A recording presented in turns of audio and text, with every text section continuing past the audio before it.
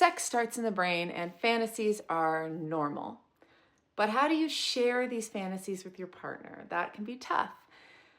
First, it's really important to ask yourself questions. What is your intent in sharing? Why do you want to share your fantasy? Is it just about bonding with your partner?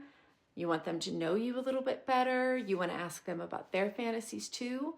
Or is this about fulfilling a fantasy in real life and you want to know if they're willing to do the thing? So that's a super important conversation to have with yourself before you ever talk to your partner, because you need to know your why. Also, I will say that if your why is to act this out in real life, I would urge you to have a lot of patience and not go for that right off the bat, and to start with just having conversations with your partner about your fantasies and building that bridge before you ever talk about enacting something. That's my advice to you. It's also really important to choose the right moment. Don't talk about something like this in the middle of sex.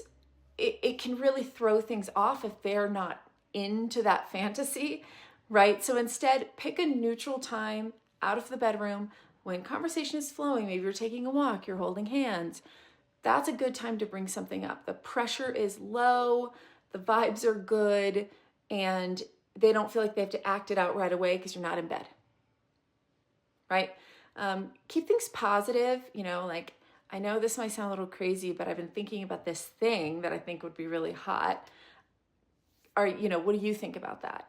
Stay positive, right? Because positivity invites positivity. And do understand that, again, not all fantasies need to be acted out. Some will never be acted out, and that is okay. Some fantasies are best left in our minds, and they'll be better there than they would in real life anyway. Your partner may not be on board with every idea, and some fantasies you may just have to live out in your mind, and that is okay. But the really good part is actually just the sharing. That's the most important part, and the one that builds trust and builds a foundation that will allow you both to safely try some things out.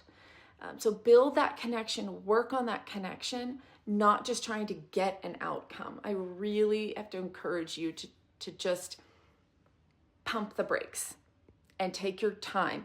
Be curious about them as well. Don't just be thinking about your own fantasies. If you build that trust in having those conversations and keeping them positive, then it's more likely that your partner will share with you when they have a fantasy. And there's so much bond building that happens when you can just have those conversations.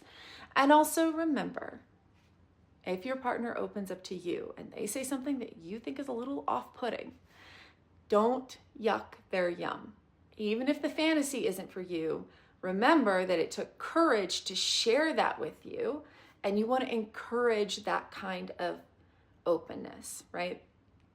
That is what you want out of your relationship, because that's what allows you to build that foundation and that trust with each other. So reward that if your partner opens up to you, even if you're not into that particular fantasy.